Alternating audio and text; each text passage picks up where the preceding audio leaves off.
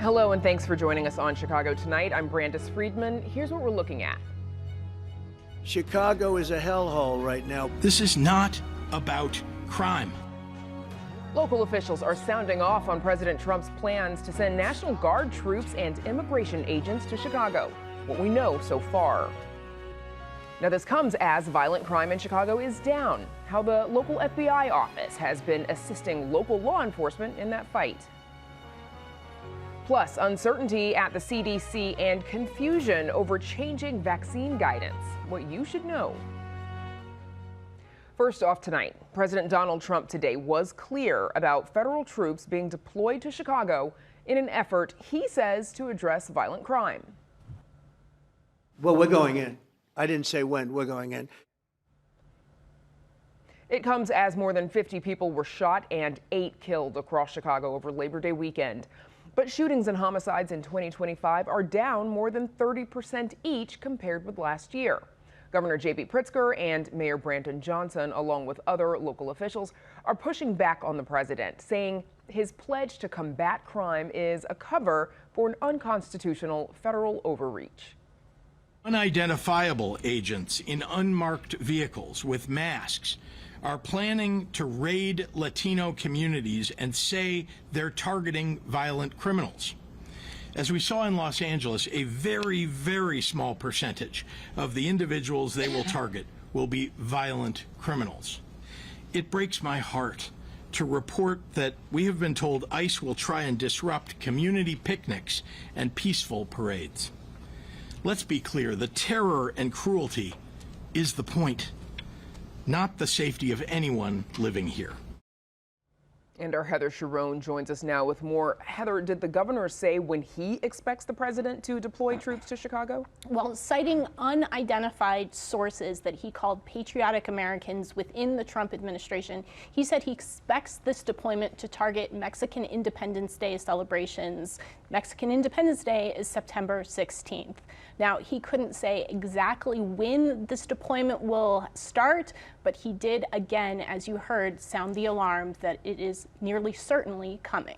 And of course, we know the president has not said when either. Do we have any confirmation that the president will send Texas National Guard or other troops to Chicago? We don't. We heard that from the first time from Governor Pritzker today. That's caused a great deal of alarm because it would be nearly unprecedented for one state's governor to send that state's National Guard to another state without the request of that state's governor. Now, I reached out to Texas Governor Greg Abbott's office. They said that the governor's information was inaccurate, but declined to detail exactly what was wrong.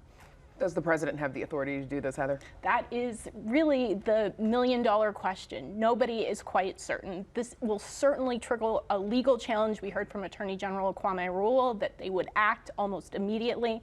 But these are parts of federal laws that nobody has really tried or tested in the courts. So will the ruling today by a federal judge that the Trump administration violated federal law when it deployed the National Guard in California and Los Angeles, will that give Governor Pritzker a way to stop the president from sending the military to Chicago? Well, it will certainly help bolster Illinois' case that what the governor or what the president is attempting to do is illegal and it violates federal law. It's not clear if the president will assert the same law or the same section of law that he asserted in the Los Angeles deployment, and that could change the legal fight entirely. And this is sort of, I think, what's so concerning for a lot of people, including the governor and Mayor Brandon Johnson. Nobody quite knows what we're dealing with. Okay. Meantime, a game of wait and see for Chicagoans and reporters like Heather Sharon, who'll be on top of it for us. Heather Sharon, thanks so much. Thanks, Brandis. And you can read Heather's full story on our website. That's all at WTTW.com/news. Up next, we talk with a local FBI agent about federal efforts to fight violent crime in Chicago. Chicago Tonight is made possible in part by the Alexandra and John Nichols family, the Jim and Kay Mabey family, the Polk Brothers Foundation, and the support of these donors.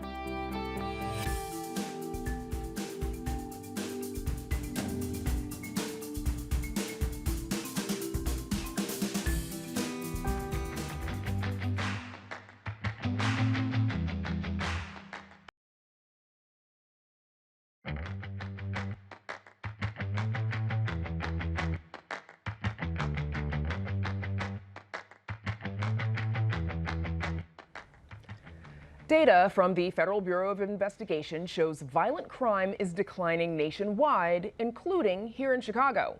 While local law enforcement has been touting the progress being made, the federal agencies like the FBI are also supporting the fight against crime in the city. Joining us with more is Robert Wazorek, Assistant Special Agent in charge at the FBI's Chicago Field Office. Agent, welcome to Chicago Tonight. Thanks for joining us. Thank you so much for having me here. So first, give us a sense of the local field office, the work that you all do there, and how you support the national FBI headquarters. Well, I'll tell you this. The FBI's #1 priority is keeping our communities safe. And we do that by working very closely with our local, state, and federal law enforcement partners. The FBI has been around for 117 years, and we've established that the most efficient, best way of accomplishing this mission is through the task force business model. And by that, all across the country, in fact, all across the world, the FBI leads hundreds, if not more, task force that range from counterterrorism, counterintelligence, cyber, and violent crimes. I run the violent crime program here in Chicago. We have a very robust task force here. So the idea is that we enlist the help of our local, state, and federal partners. They're embedded in our teams. So we work all day, every day together. There's discernibly no difference between the agents on my team and the officers. And that's helpful because those officers act as a connective tissue from their departments to our agencies. So if we come across a violent criminal that is driving violence in certain neighborhoods, we're able to learn that information in real time and act on it. So it makes it extremely, it's a force multiplier, not only because of the human capital, but because of the intelligence sharing. So when we are working with our partners, we're obviously a lot better because we were talking earlier, I'm from Erie, Pennsylvania, but my home is Chicago, Illinois. And when I first came to this area, I learned these neighborhoods from our local and state partners who grew up in this area. Now this is home for me. And that's what makes this so personal, because I'm raising a family here. So when the FBI says, you know, our #1 priority is keeping the community safe, it's not an abstract theory. It's us. It's the men and women of the FBI. And I can tell you this, we are aggressively pursuing violent crimes. We've always worked violent crimes, but we're working it at a pace that is unprecedented, and that comes from our top down, and we're doing a good job. So let's talk about that, because the Chicago police data shows that overall violent crime in the city, it's down about 22% in the first half of this year compared to 2024. There have also been 32% fewer homicides and 36% fewer shootings in the city. What do we know about what works to lower crime? What's causing this reduction in that violence? So it always comes back to the partnerships. You know, the FBI spearheaded a nationwide initiative over the course of the summer. It's called Operation Summer Heat. So for the entire summer, week in and week out, we are teaming up with our local partners inside our communities, and we're taking on new initiatives. Like, for example, we're targeting child sexual predators, violent gang members, fugitives, also the individuals driving the drug trade in our neighborhoods. Fentanyl is incredibly dangerous. To call it a drug is an understatement. It's poison. I was meeting with the Illinois State Police today, and a mother of a child that lost her life. And this wasn't a hardened drug user. It was someone that took the wrong thing on the wrong day. And fentanyl is incredibly dangerous. It is impacting our neighborhoods, and that drug trade is driving the violence. So we talked about Operation Summer Heat, a couple different tentacles of Operation Summer Heat. Child sexual predators. In 1 week, nationwide, we arrested, as the Bureau, 255 predators. We identified them, we hunted them down. 255 predators in Chicago alone, in or the nation. nationwide? Nationwide, 255. So that is encompassing 55 different field offices, hundreds of different departments. Not only, what's even more impressive is just in the Chicagoland alone, we saved over 100 children from being victimized. And you can't quantify that. Like, there's no statistics that hammers that home, because each one of these children are human beings. Of course, you know? it is priceless, of course, to be able to, there's no number that can be put on saving a child's life. And there was another initiative that we're doing under the Operation Summer Heat umbrella, and it was a fugitive push. So we got together with our partners, the Illinois State Police, and we were able to identify the 25 baddest of the bad, worst violent criminals who had outstanding warrants. 3 of these individuals had homicide warrants. A lot of them had gun warrants, and then the dangerous narcotics that I talked about that's plaguing our streets. In 1 week, we arrested 25 violent criminals. So you mentioned child sexual predators, drugs, of course, the fugitive push. We heard Mayor Brandon Johnson today say that while progress has been made in taking illegal guns off the street, help is still needed there from the federal government. Here's a bit of what he said. We need the federal government to stop the endless flow of guns into our state and into our city. Chicago police officers have taken more than 24,000 guns, illegal guns, off the streets of Chicago since I've taken office. Over 24,000 illegal guns taken off the streets of Chicago since I've been in office. They have worked hard every single day to make our city safer, and they've made historic progress.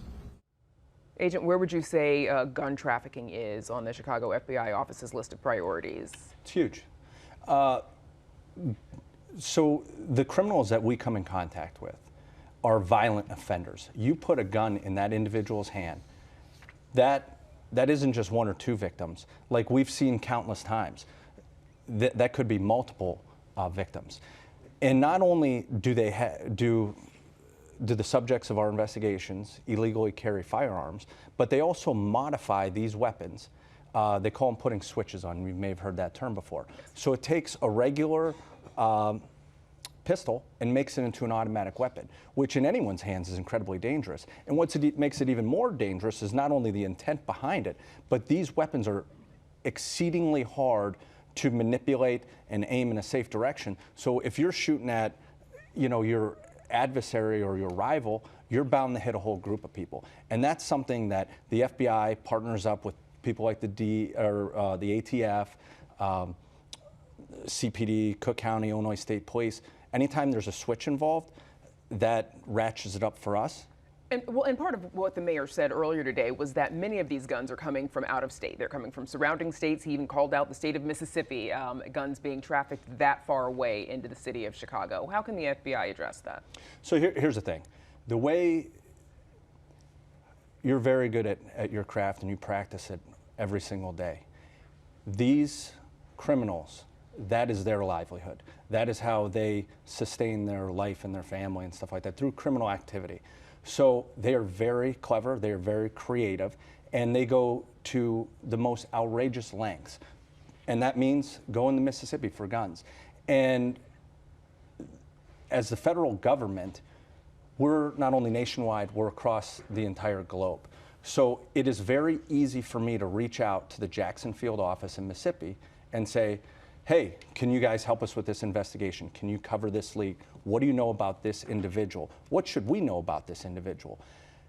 It's a lot more challenging for a local law enforcement agency to do that because they don't have that connectivity that we have on a nationwide basis, and it's something that we do very well. And probably couldn't spare the resources as well. Obviously, the Absolutely. FBI has a lot more manpower, but we'll have to have you back. Assistant Special Agent in Charge, Robert Wazorek, we'll have to have you back to talk about this some more.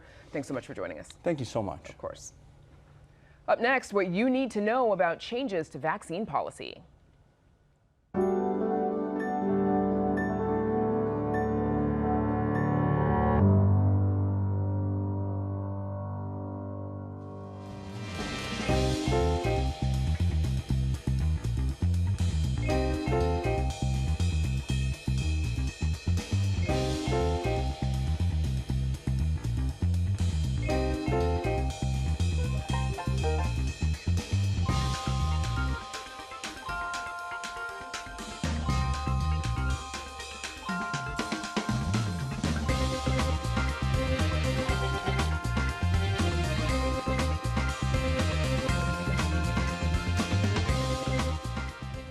The Centers for Disease Control and Prevention, the premier public health agency in the United States, arguably the world, is experiencing chaos unlike anything ever seen before.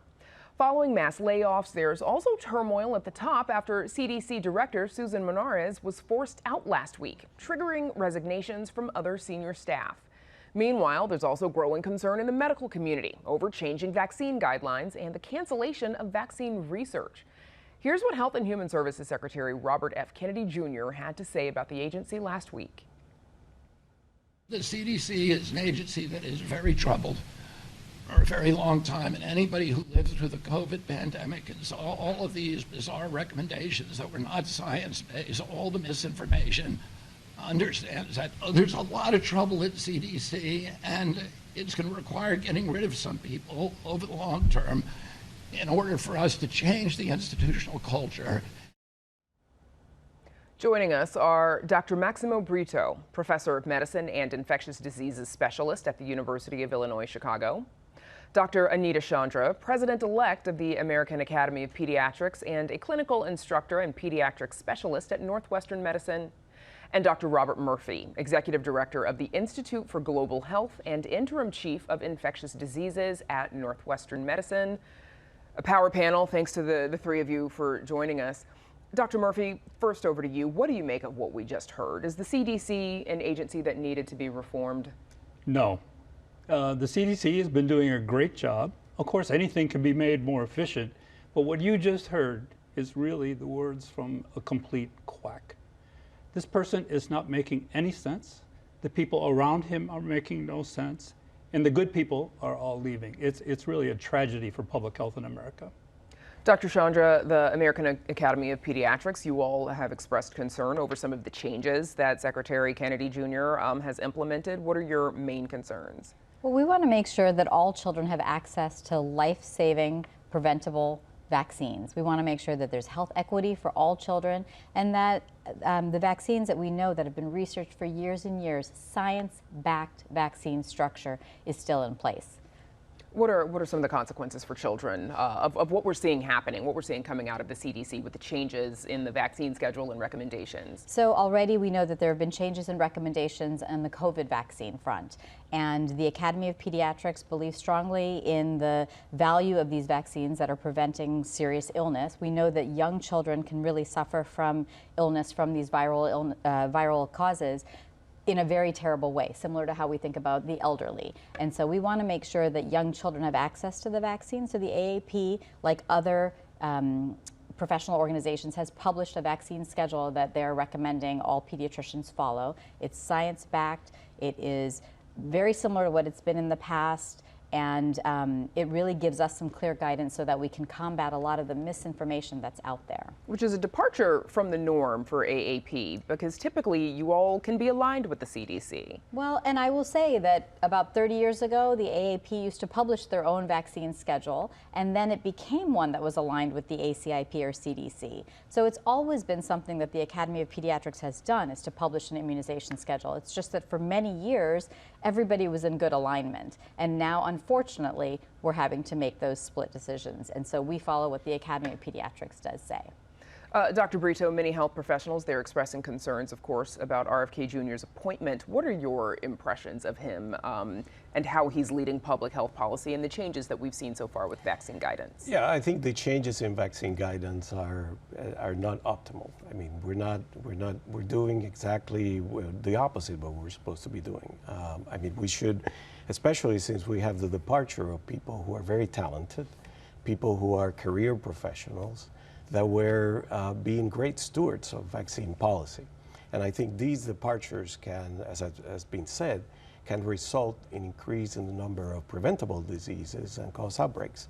So I think these policies are misguided. What are your thoughts on some of the people that he's surrounded himself with, right? Because the CDC, the HHS, they've released their own sort of scientific document, and it's got a lot of names on it and a lot of people who have degrees similar to all of yours. I think the people that were at CDC and the people who have resigned from CDC are the ones that really have the knowledge, have the experience, and have the, have been there through many administrations, and are the ones that are most capable be stewards of vaccine policy in the country. I've seen some of the people that we've seen placed in those positions are really not qualified, and that is concerning. The impact on these vaccine changes and the changes in guidance, what impact might that have on whether or not insurance covers it for people who would still like to get the vaccines as we previously had? Huge. I think the vaccine and Medicaid, they follow the guidance of ACIP. And so if vaccine recommendations change, they're going to change. 12 states have reported that, and CVS or some of the pharmacists have reported in some states that they're not covering the vaccines for this season. So it has implications. So that's why it's important that we try to follow best practices and try to get back to what we were doing. So one decision that Secretary Kennedy has made is to announce that the government would no longer fund research in 22 mRNA vaccine projects. That's totaling $500 million, $500 million.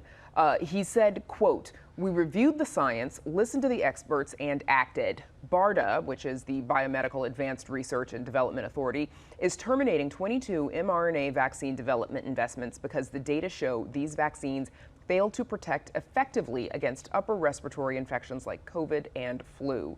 Dr. Murphy, that mRNA technology we all remember is the technology that gave us the COVID vaccine in under a year. What do you make of this move by HHS? This is one of the most dangerous policies that's ever come out of any kind of health authority.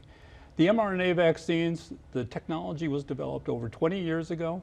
It was used in the COVID pandemic. The vaccine was developed and on the market within 10 months. It couldn't happen with the older technology. It saved, literally, in the United States, hundreds of thousands of lives. To throw this away because of some hoax theory, some wacko theory, is really going to result in deaths. People are going to die because of these policies. Very similar to what Mr. Kennedy proposed to the Samoans when they had their measles outbreak. And he said, oh, take vitamin A and do all this other stuff. That doesn't work. And what happened? 83 people, mostly children, died from that. And they had to stop that whole anti-vaccine program. That's what's going to happen here. And, we're going to have young children, people at risk of all sorts of ages, die from preventable diseases. Are you calling for his resignation, for Secretary Kennedy's resignation? Do you think he should remain on that job? He not only should he not remain in this job, which he's totally unqualified for, but he should never have been approved by the Senate. And Senator Cassidy should know better. A doctor who has promoted appropriate medical therapies and prevention efforts in the world voted him in. And it made it by one vote. That one vote has put a dangerous man in this place, and we're going to all pay the consequences. How would you advise patients, people to proceed in this environment? Well, that is really the question of the day. Number one is you can no longer believe anything coming out of DHHS, which includes the CDC and the NIH and everything else, because all their messaging now is controlled by the secretary. You're going to have to look at AAP, the Infectious Disease Society of America, and other professional organizations, and some of the states can have their own guidelines as well. Anybody can have a guideline. The problem is, will insurance companies cover what the professional associations are recommending? We're away from what the CDC is. That's why everyone's quitting at the CDC. All the top people have left. You can't trust them. The people that have left. The people that have, people that are still there. The agency that remains, and you're when saying. we talk about health equity in the pediatric population, there's patients who have private insurance, and then there's patients who get their vaccines through the Vaccines for Children program. And there are several states where the VFC program is tied directly to the ACIP or CDC recommendation. That is going to have to be changed so that all children can have access to the same vaccines across the board. And this is going to be a really big fight over the next several months to make sure that children are vaccinated properly, that all patients are vaccinated properly. And you see what happened in places where immunization rates fall. We all know about what happened in Texas. We had measles. We had measles spread throughout the country because of what was happening with lower vaccine rates. So our job is to really keep vaccinating people to protect them against vaccine-preventable illnesses, not listen to non-science-based recommendations. Okay, that's where we'll have to leave it. Best of luck to the three of you in getting that word out, Dr. Maximo Brito, Dr. Anita Chandra, and Dr. Robert Murphy. Thank you for your time. And that's our show for this Tuesday night. Join us tomorrow night at 5:30 and 10. Now for all of us here at Chicago Tonight, I'm Brandis Friedman. Thank you for watching. Stay healthy and safe, and have a good night.